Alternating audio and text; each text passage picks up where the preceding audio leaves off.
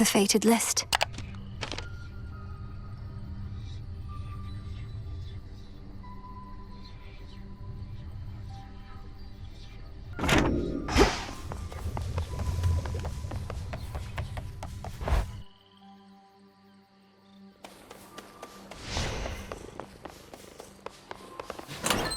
Which one?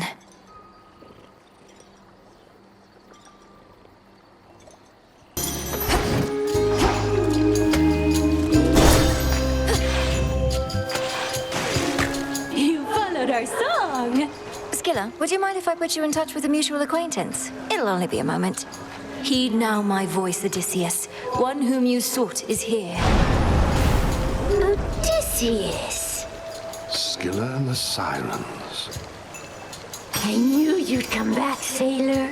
Once they hear our song, they always do. Unless they drown. And sometimes even after that. Oh, just had to get another listen, huh? Aye, Scylla, you and your siren song left quite an impression on me in my mortal days. And I no longer wish to keep pretending otherwise. Oh, well, if you want an earful, suit yourself. Nothing we'd rather do than please our longtime fans. I think some of your old crew's already in the crowd. The ones I took. We had no choice but to sail past you, and good men gave their lives. But now the princess of the underworld shall give them all a show to remember. Princess of the underworld? This lady? You always were the scheming sort and haven't changed a bit. Well then, listen up, all of you. This one's for those of you who thought they'd get away. Ashes.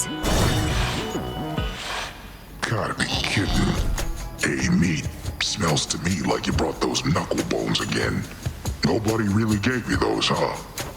Ask him yourself, Cyclops. Nobody wants to speak with you. Heed now my voice, Odysseus. One whom you sought is here. It's been a while, Polyphemus. Nobody. Can't smell you for nothing, but that's your voice, all right.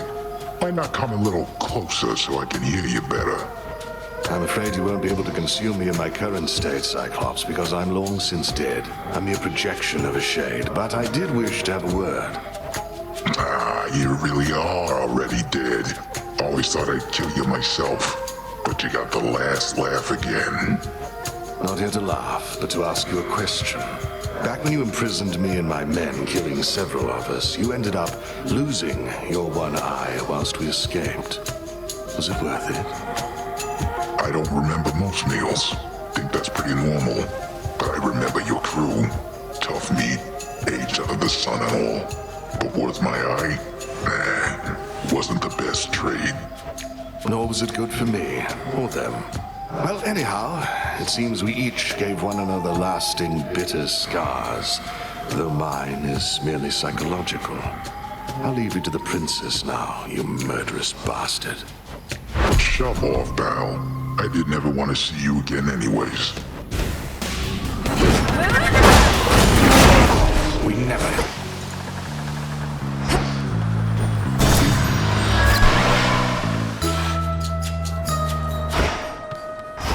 The Isle of Aia. What of you? Oh, you're back! You bring with you ill presence, little miss. I do not welcome it at all. It's those old knuckle bones I sense you have. They first visited this isle long ago. Please, madam. I got these from Odysseus himself, and they've only served me well. He's asked if you would speak with him through them. I don't know what you have to discuss, but can tell it burdens you both. How strange to be entreated thus. You've far more urgent matters than to be his messenger. He could have voyaged here himself if he had anything of use to say. But no. We need our great tactician at his post. Look, if you can sense those bones at all, then surely you can sense no negative intent. I'm sorry to disturb you nonetheless. Oh, it's all right. It's not your fault, Poppet. But I am not prepared for conversation with him now. When next you bring those bones here, though, perchance I shall.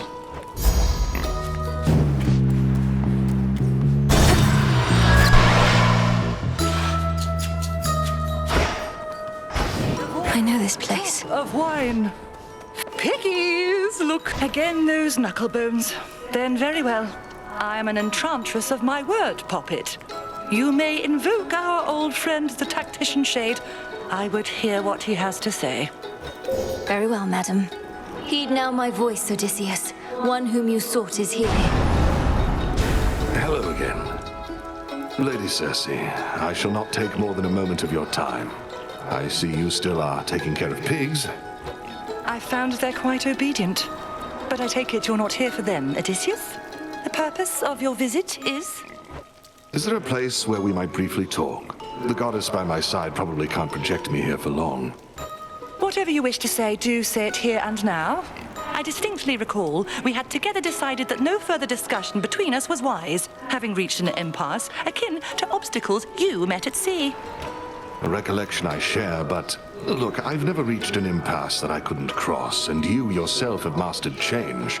Rather than leave our past to rot, I thought perhaps we could return it to the earth, as you might say. That is a precarious position, for neither of us shall apologize, and neither shall forget. We've been over this subject at length. I've studied it more than enough. And I'm done studying it too, my lady. It was a very different time for both of us, and now we're close to those whom we both care about. I'd like to move on for their sake, if not our own. We have moved on, or so I thought at least. I harbor no ill will toward you, sailor. I said it when we met, and I'm saying it again. We had our moment, but it has no power anymore. Then let's agree on that. Now you be well, my lady. All I truly wanted to say was my existence and memories are richer, having met. I know myself better, and I'm grateful you are aiding us. That's all. Goodbye. And there he goes, getting the last word in, as always was his wont. Go on, Poppet. I've done far too much talking for one night.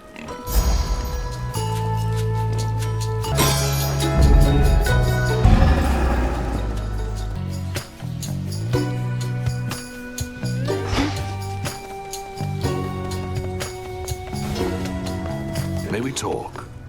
I'm grateful that you let me pay a visit to some of my former associates, goddess.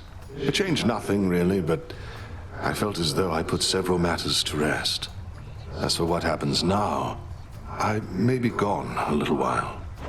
Things are settled here enough. Take all the time you need, and you'll be welcome whenever you return.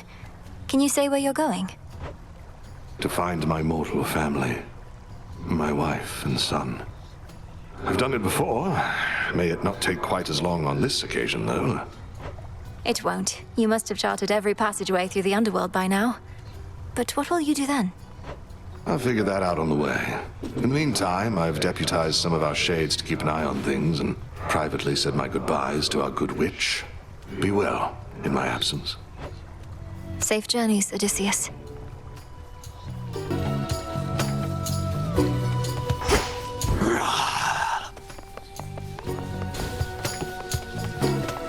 We missed you here, and I'm so pleased you're back. How was your trip? Did you find your family? Aye, goddess, I found them all right. Followed a couple leads down in Elysium, ran into a couple of former compatriots, and we got there. Penelope and Telemachus, well, they recognized me right away. Were they all right? Apologies, it's not my wish to drag these details out of you. It's just, this is your latest tale. Ah, what's to tell? It was comforting. I reckon the time we spent apart was healing in a way. They asked I visit them again down the line. I think you should. I'm glad it went well. It could have gone far worse.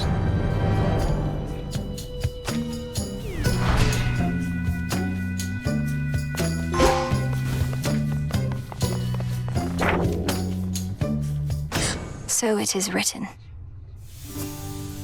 So storied was the past of ever-resourceful Odysseus that it weighed heavily on him, not only in life, but in death. His secret charge was to anticipate the dangers that the princess of the underworld would face during her fateful task, but he never expected she would do so much for him.